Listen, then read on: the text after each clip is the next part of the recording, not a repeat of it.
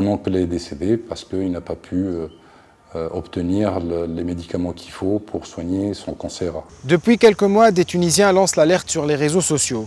Ils ont constaté une pénurie au niveau de plusieurs médicaments, dont certains sont vitaux. La réponse des autorités se fait attendre et le phénomène prend de l'ampleur, mais aussi la mobilisation. À l'origine, des problèmes structurels au niveau des institutions publiques, mais aussi de la corruption, de la contrebande et des vautours qui n'attendent que l'agonie d'une santé publique très mal en point. Je suis Haytham El Maki et je vous parle de Tunis. Bienvenue dans les haut-parleurs. Médicaments pour tous. Où sont les médicaments? Ou alors, des médicaments pour les vacances. Solidarité entre Tunisiens. Les groupes et les chaînes de solidarité se multiplient sur Facebook. Les familles des patients semblent avoir du mal à se procurer des médicaments. Parmi les premiers mobilisés, il y a Lina Ben Mhenni, célèbre blogueuse et activiste.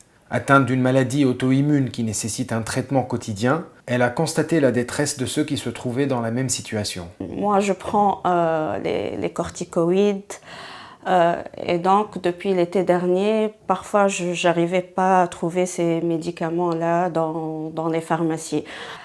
Donc j'ai dû faire des appels sur les réseaux sociaux et là j'ai découvert qu'il y avait d'autres personnes qui avaient le même problème que moi. Pour le cancer de mon père, on se rend compte qu'en fait, le médicament n'existe pas. Donc j'ai dû contacter des amis au Maroc qui m'ont aidé à me procurer ce médicament au Maroc. Donc je faisais des allers-retours jusqu'à Marrakech. Alors, il y a certains médicaments qui sont anodins, mais on a beaucoup qui sont vitaux pour les patients. Donc, certains antidiabétiques, des produits pour l'épilepsie, des anticancéreux, des produits d'hypertension artérielle. Mais ce qui pose problème, c'est les produits de maladies chroniques. Pour les patients dont la vie dépend de ce genre de produits. Donc, j'ai décidé de lancer quelques groupes d'échange de médicaments. Oui, on a réussi à aider certaines personnes, mais tout le monde n'est pas sur Facebook. Hein. Après, mon père a eu un AVC. On va à la clinique et là, suite à l'AVC, il y a eu une infection bactériologique. Et donc, je vais à la pharmacie pour acheter des antibiotiques, un truc de base.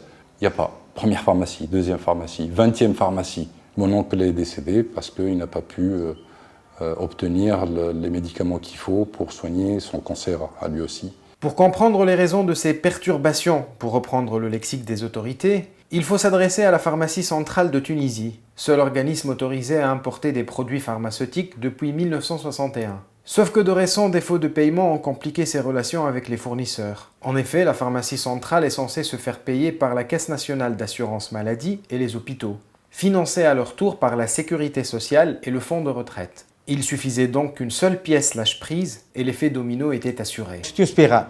Les dettes des structures publiques à l'égard de la pharmacie centrale s'élèvent à 880 millions de dinars tunisiens. C'est l'équivalent d'à peu près 300 millions d'euros. Et si les caisses nationales ne payent pas la pharmacie centrale, c'est parce qu'elles non plus n'ont pas été payées, notamment par les institutions publiques. Mais si les causes ont créé le problème, ce sont les conséquences qui l'ont compliqué. La nouvelle de la pénurie a causé une certaine panique, mais elle a aussi donné des idées à certains.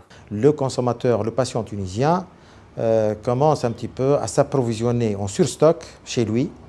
Et les pharmaciens et les répartiteurs se sont trouvés dans une situation où ils devaient avoir un léger stock chez eux pour pouvoir assurer toutes les demandes, ce qui a vraiment créé une distorsion au niveau de la livraison, au niveau des officines tunisiennes. Donc ce phénomène de surstockage va amener à une pharmacie à deux vitesses. Les pharmacies installées au niveau de la capitale qui peuvent se permettre de s'approvisionner auprès de la pharmacie centrale directement vont se permettre de surstocker les produits manquants, alors que ceux installés à l'intérieur du pays vont voir la pénurie se perdurer et ne pourront pas servir leurs patients. En plus, nous avons enregistré des mouvements de contrebande, notamment à travers la frontière sud. Quand on parle des trafics qui touchent les produits d'oncologie, par exemple, ce sont des bandes mafieuses. Il y a une fuite de médicaments à travers les quelques structures publiques. Le 30e rapport de la Cour des comptes révèle qu'en 5 ans, une seule clinique publique a donné pour 6 millions d'euros de médicaments à des patients non pris en charge et pour 4 millions d'euros à des personnes décédées. Le volume des stocks détournés est loin d'être négligeable. Quant à la contrebande, les statistiques récentes révèlent que dans les régions frontalières, Les ventes de l'industrie pharmaceutique connaissent parfois une croissance qui va jusqu'à 7 fois la moyenne nationale. Ces facteurs cumulés ont influé négativement sur la situation financière de la PCT et a engendré le non-paiement des dettes des laboratoires étrangers qui s'élèvent à 500 millions de dinars. Alors que les responsables annoncent des mesures et promettent un retour à la normale des plus rapides, les citoyens se démènent toujours pour dépanner un proche ou même un parfait inconnu. Mais leurs groupes se font signaler par les utilisateurs et fermés par Facebook et leurs comptes sont bloqués. Des résidents à l'étranger qui essayent de ramener des médicaments sont menacés d'être dénoncés à la douane. Les vampires de la santé publique n'ont pas dit leur dernier mot. Merci de nous avoir regardés. Je vous invite à découvrir les autres haut-parleurs sur notre chaîne YouTube et sur les réseaux sociaux. À bientôt.